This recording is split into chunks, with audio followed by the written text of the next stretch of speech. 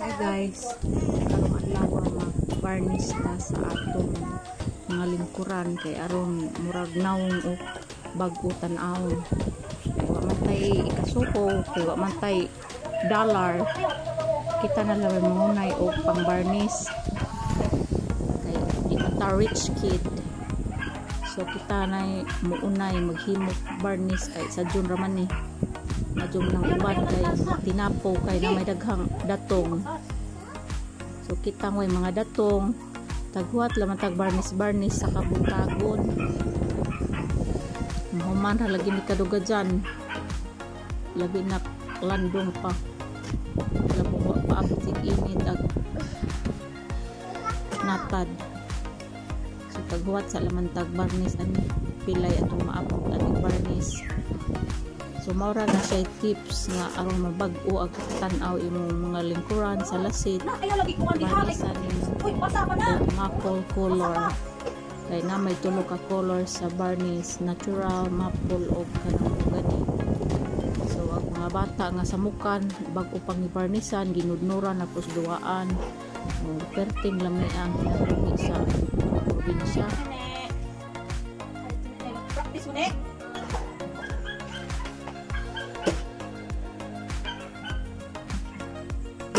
Lo, ato lagi na inana ah.